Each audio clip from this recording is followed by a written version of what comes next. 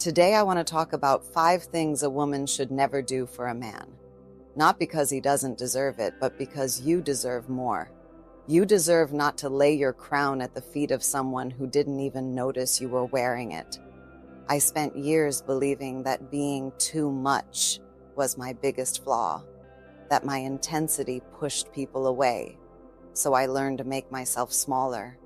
And in that attempt not to be too much, I became not enough for myself. Jung said something that haunts me to this day.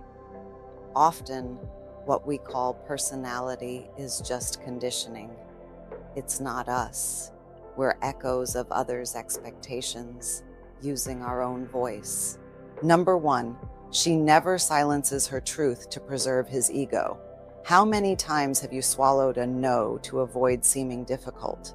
How many times have you rewritten a message 6 times, removing the roughness, the real emotion, the inconvenient honesty, turning your legitimate anger into, "Hi, everything okay, just wanted to talk about a little thing"?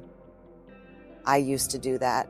I believed that if I was kind enough, reasonable enough, understanding enough, I would be loved. That my role was not to disturb, to be the water that molds to the container, but water also erodes stone, and I was eroding myself. There's a difference between diplomacy and self-erasure, between choosing your battles and never entering any, between being kind and being convenient. Jung talked about the shadow, that part of us we repress because we learned it's unacceptable. For many women, the shadow isn't anger or violence, it's the truth. It's the no, it's the boundary. It's saying, "This isn't right," when everyone around pretends it's normal. Your body knows when you're betraying yourself. That tightness in your chest, that knot in your throat, that exhaustion no coffee can fix. It's not anxiety, it's your truth knocking at the door, asking to be heard. And when you silence it repeatedly for a man, to not be dramatic, to not ruin the moment, to not be that woman, you're not preserving the relationship. You're building a mausoleum of resentment. A queen doesn't rule through silence. She rules through conscious words. She knows her voice isn't an inconvenience. It's the crown itself. Number 2, she never carries the emotional labor alone. Have you ever found yourself being the therapist, the secretary, the mother, the emotional translator, and the girlfriend, all at the same time? I have. I remember waking up at 3 a.m. to send comforting messages, explaining for the 10th time how I felt, using metaphors, analogies, even drawings, trying to translate my humanity to someone who simply wasn't interested in learning the language. Emotional labor is invisible. That's why it's so easy to ignore. No one sees when you remember his mother's birthday, when you manage the couple's calendar, when you mediate conflicts between him and the world, when you anticipate his needs before he even feels hungry, tired, lonely. It's a peculiar kind of exhaustion, the fatigue of being the operating system for 2 human beings, but having the battery of only one. And the worst part, you started to think this was love. That caring was this. That being needed was being loved. But there's a difference between intimacy and codependency, between partnership and mothering, between nurturing someone and draining yourself. Jung said that when we project ourselves onto another person, when we make someone our center, our purpose, our reason, we're not loving, we're running from ourselves, we're outsourcing our own wholeness. Emotional labor, when one-sided, isn't generosity. It's self-neglect with a pretty bow. A queen recognizes that partnership is mutual, or it's nothing. That love that depletes isn't love. It's a loan you make of yourself with compound interest of resentment. And when you carry someone for too long, eventually you forget you have legs too. You forget you need to rest too. You forget you're not an infinite resource. You're not here to complete anyone. You're already whole. Number 3, she never performs an edited version of herself. There's something deeply exhausting about pretending. I'm not talking about obvious lies. I'm talking about those small daily adjustments. Laughing at jokes that aren't funny, pretending interest in topics that bore you, modulating your enthusiasm to not seem intense, hiding your books, your ambitions, your weirdness, everything that makes you you. I used to do that. I believed that if he saw me completely, with all my contradictions, fears, morning grumpiness, obscure obsessions, he would run away. So I performed a version of myself. The cool girl, the uncomplicated girl, the girl who doesn't ask for much. Spoiler, he fell in love with her, not with me. And when the masks started to crack, because masks always crack, he accused me of changing, as if I had committed fraud, and maybe I did, but the fraud was against myself. Jung called this the persona, the social mask we wear to navigate the world. But here's the problem. When you confuse your persona with your true self, when you perform for so long that you forget you're performing, you get lost. And the saddest kind of loneliness isn't being alone. It's being with someone and still feeling invisible. It's being loved for a version of yourself that you invented. There's a deep fear here, I know. The fear that if you show up completely, without filters, without edits, without the palatable version, you'll be rejected. And that fear isn't irrational. Sometimes you will be rejected, but here's the harder truth. If you have to edit yourself to be loved, you're not being loved.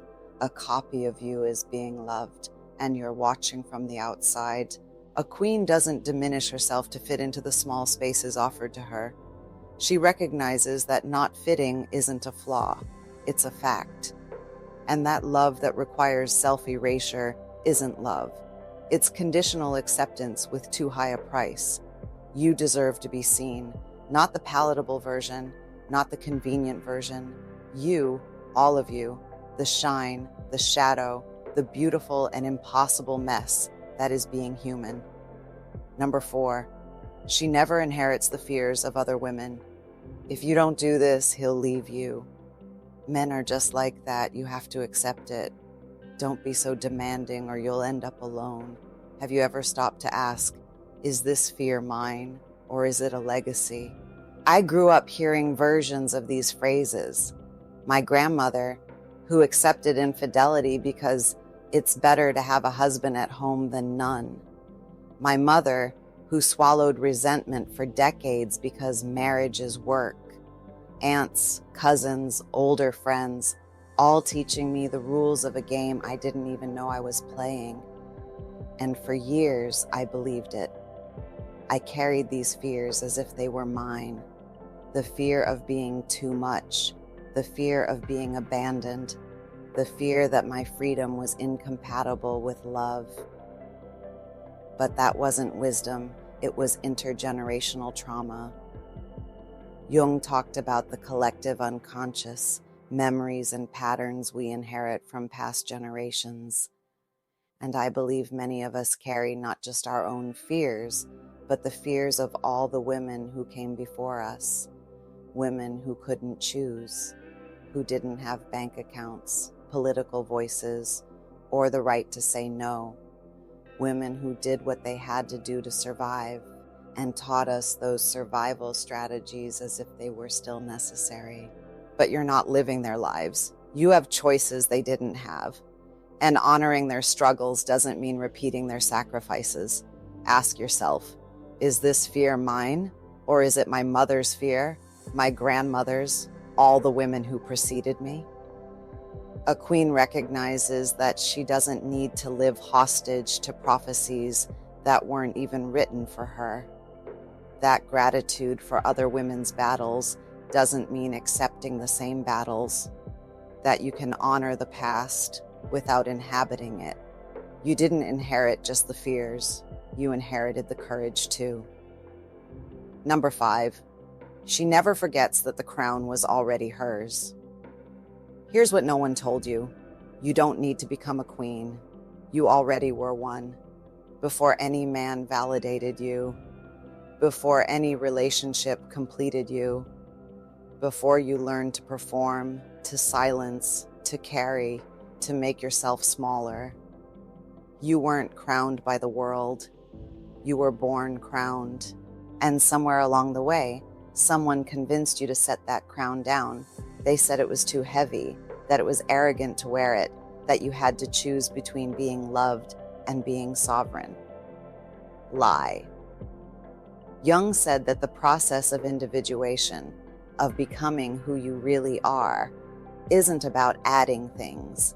It's about removing, peeling away layers of conditioning, unlearning limiting beliefs, recovering parts of yourself that you hid to fit in, and the greatest recovery of all, remembering that you were already whole, always were. You don't need anyone's approval to live fully. You don't need permission to take up space. You don't need to be chosen by a man to validate your worth. And yes, that means sometimes you'll choose yourself, and that will mean walking alone. Sometimes it will mean ending relationships that are comfortable but not true. Sometimes it will mean disappointing people, and that's okay, because here's the truth. No one wants to say out loud, it's better to be alone and whole than accompanied and fragmented. A queen isn't afraid of solitude. She's afraid of losing herself. And if you've made it this far, maybe you recognize that feeling, the knot in your throat, the tiredness of performing, the fear that maybe you've set down your crown and forgotten where. I'm not here to give you 5 easy steps. I don't have a magic formula, because this isn't about strategy. It's about memory. It's about remembering who you were before you learned to be small. You don't need to be perfect. You don't need to have it all figured out. You don't need another course, another book, another self-care technique. You just need one thing, the courage to choose yourself, even when it's scary, even when it means walking alone, even when everyone around you is telling you you're wrong. Your body already knows. That silent, this isn't right, you've been ignoring. That quiet voice that insists, even when you silence it. It's right. It always was. You weren't crowned by someone. You were already a queen before the world taught you to be small. And maybe it's time to reclaim what was always yours. Pause. The crown was waiting. You just forgot where you left it. It's in the truth you swallowed, in the boundary you didn't set, in the version of yourself you hid, in the fear you inherited but didn't need to carry. It was always there, and it was always yours.